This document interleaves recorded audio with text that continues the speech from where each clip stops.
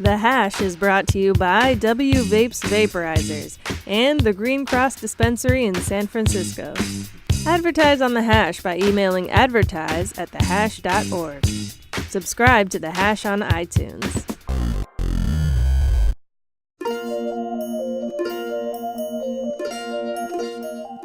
Thomas Jefferson said this: "A people that allow their government to dictate what foods they eat and what medicines they take, their souls are in the same sorry state as those poor souls that live under tyranny."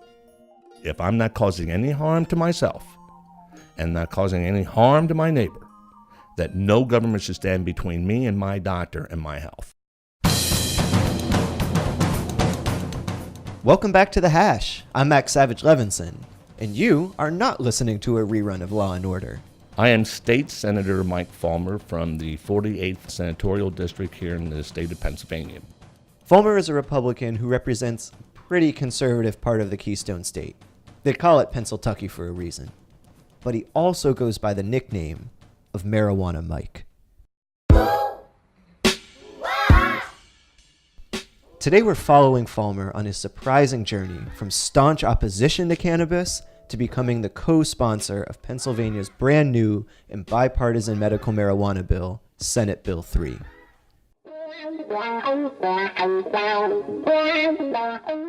I grew up in the 60s, all right, and graduated from high school in 74. So I was in that prime part of the hippie stage going into that disco stage and you know, bad era. But anyway. We don't have to talk about that. We don't have to talk about that.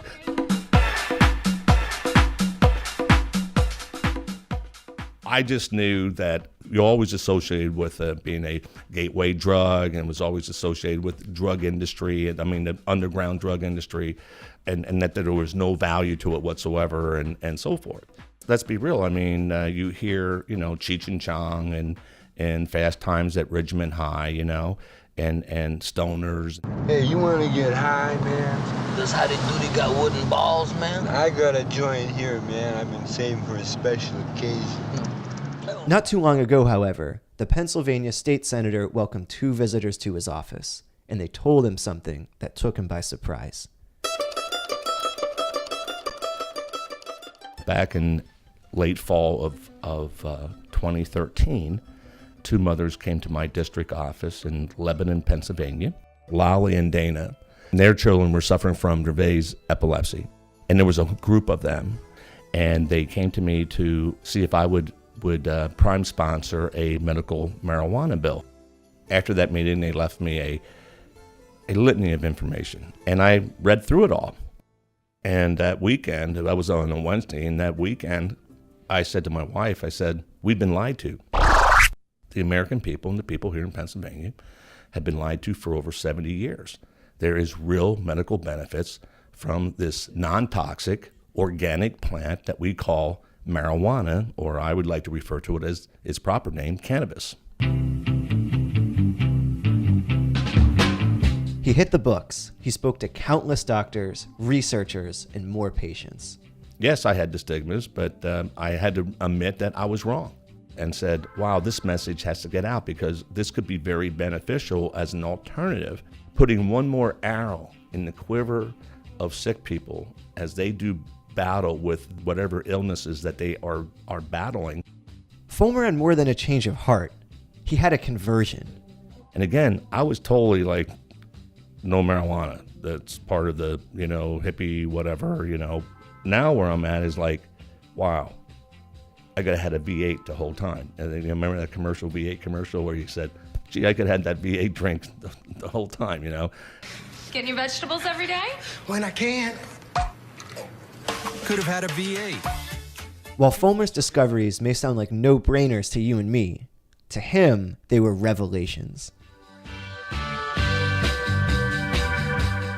Alcohol is 114 times more deadly than marijuana. No one is going to ever die from an overdose of marijuana. In every state that uses medical cannabis as an alternative to long-term pain management, their prescription drug overdoses go down 25% immediately. I feel like I'm back in Berkeley all of a sudden. Oh, I don't know. You're in South Central Pennsylvania talking to a Republican senator from the state of Pennsylvania. Hey, I can't believe it either, man.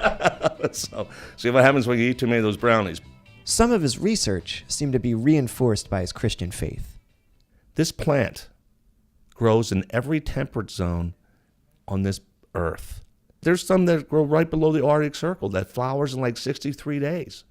Now, why? Is that by accident?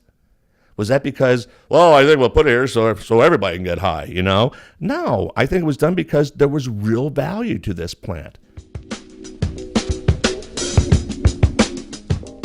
Before long, Fulmer approached fellow state Senator Dalen Leach, a Democrat, who had his own medical marijuana legislation in the works. Fulmer suggested that they co-sponsor it. A bipartisan bill stood a better chance of making it through the Republican-held state Senate.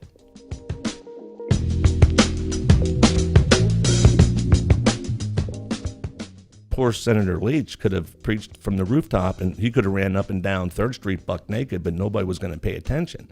At first, some people were very surprised. You know, Mike Fulmer, conservative, old white guy, Republican, doing this bill. But I think it also helped give it validity, especially in a Republican-controlled state legislature. I wasn't too concerned about what the constituents thought at that time. I thought it was my duty to educate. So when I came to my staff and said, we're going to write a medical marijuana bill, my chief of staff laughed at me and said, oh my goodness, what are you doing, Mike? You're in a re-elect year. Your district is more conservative. This at best is maybe a 50-50 issue, and I just didn't care. I knew there was misinformation. That information had to get out, and that was my main goal. Whether we were going to get over the finish line or not, people were at least going to know the truth. Who gave you the nickname Marijuana Mike? My leadership looked at me like, okay, Mike, what are you doing? What's going on here? And one of my friends in the caucus, I believe it was Senator Alloway, actually, hey, here comes Marijuana Mike, or one toke over the line, Fulmer. In their defense, I want to say this. They listened. And some changed their minds. And that's a big thing. They knew I wasn't doing it for any special interest reason. There was no big lobbying money involved. These were just everyday people. The lobbyists that were lobbying were just moms, dads, brothers, sisters, grandpas, aunts, uncles, and patients. Historic day at the state capitol. Pennsylvania is now set to become the 24th state to legalize medical marijuana. After it passed the state house, Governor Wolf said he will sign this bill Sunday at 1 o'clock. This is something that actually is not a Republican or Democratic thing. This is not something that is left or right. This is something that's just good for Pennsylvania. The signing of Senate Bill 3 on April 17th was indeed good for Pennsylvania. You might even say it was a big fucking victory, and proof that in an era of partisan politics, Democrats and Republicans can actually work together to get shit done. But it wasn't exactly the bill that Fulmer and Leach had put forward.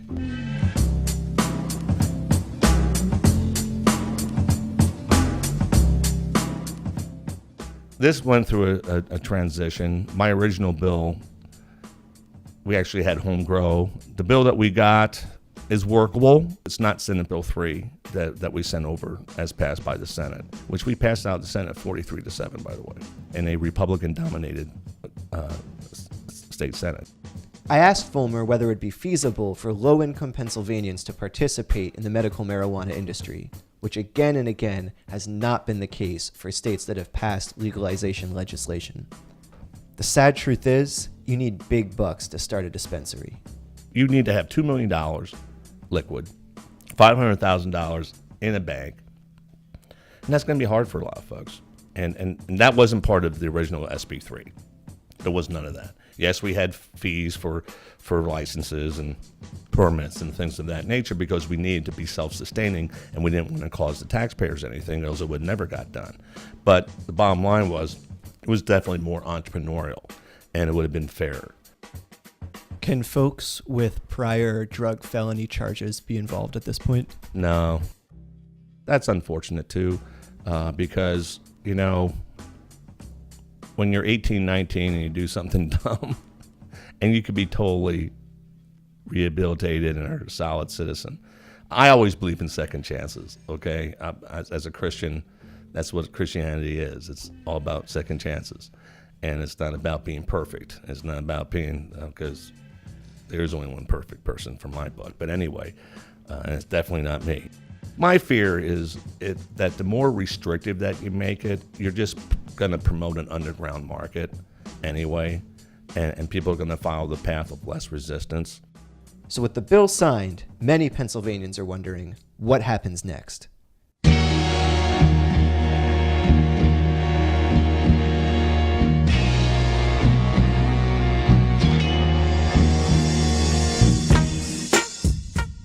Right now, they're trying to get the temporary regs done, and we're hoping to have those done by July, get that in place, so that we can start getting the permits and so forth out there for the potential licensees. But it's going to take between 18 to 24 months to have this thing really in full swing. So, I mean, there's things that are moving along, and they're moving as fast as they can move. As an ex-Californian who no longer has easy access to cannabis, I had one last question for him. What about people who aren't sick? Well, you know, it all depends. I mean, right now, our battle was for the sick person. I mean, let's be honest. I think if we just push for total recreation, we're going to lose the ability to do the real research. Take a soccer ball. A soccer ball has all these hexagons on it. We're only understanding one of those hexagons. We're only scratching the surface of one of those things. Fair enough, for now. But then, on the way out of his office, Fulmer showed me a tapestry hanging on the wall. It's about 6 feet square, and printed on it are the faces of Pennsylvania children who have used cannabis to fight their epilepsy. Well, you have Lorelei, Anna, Heather, Brian, Anna, another Heather. He knew every one of their names. He knew their stories, and he knew how they were doing now. This was the moment that helped me understand where he was coming from the most. Fulmer isn't trying to glorify pot. He's not even really advocating getting stoned. He simply realized how much of a difference marijuana can make in someone's life. And in a different way, in his own life as well. For The Hash, I'm Max Savage Levinson.